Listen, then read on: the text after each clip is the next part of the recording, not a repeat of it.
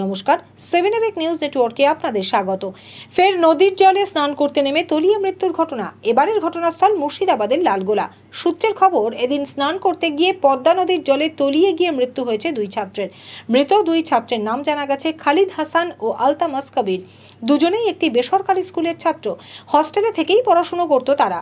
এদিন দুজনে মিলে পদ্মা নদীতে স্নান করতে নামার পর আচমকায় নদীর পাড় ভেঙে একজন নদীতে তলিয়ে যায়। তাকে বাঁচাতে গিয়ে তলিয়ে যায় অপরজনও।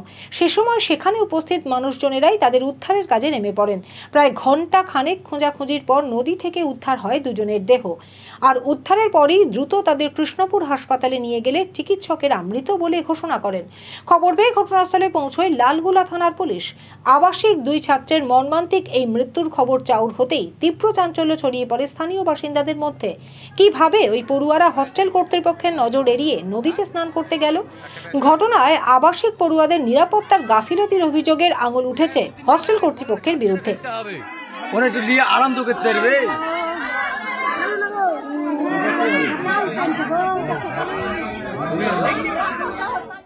দুই আবাসিক ছাত্রের এহেন মর্মান্তিক মৃত্যুতে হস্টেল কর্তৃপক্ষের বিরুদ্ধে পড়ুয়াদের নিরাপত্তার প্রতি উদাসীনতার অভিযোগ তুলে মানিকচক গ্রাম পঞ্চায়েতের প্রাক্তন প্রধান তাজবুল হক কি জানালেন, শুনুন।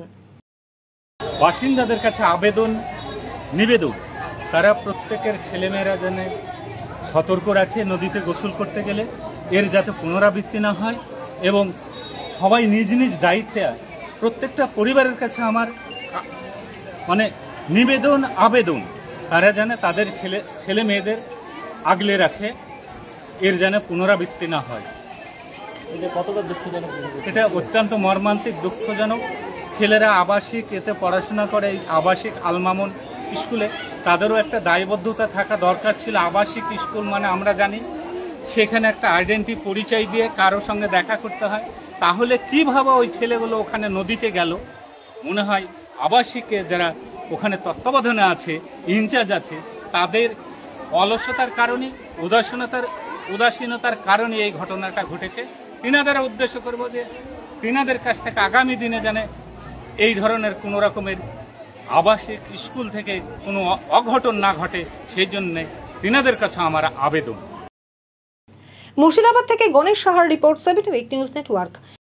আরও বিভিন্ন খবরের আপডেট জানতে হলে অবশ্যই সাবস্ক্রাইব করুন 7 নিউজ নেটওয়ার্ক চ্যানেলটি, কারণ আপনাদের একটা সাবস্ক্রিপশন আমাদের কাছে অত্যন্ত মূল্যবান। পাশাপাশি অবশ্যই ফলো করুন আমাদের হোয়াটসঅ্যাপ চ্যানেলটিও। জয় হিন্দ।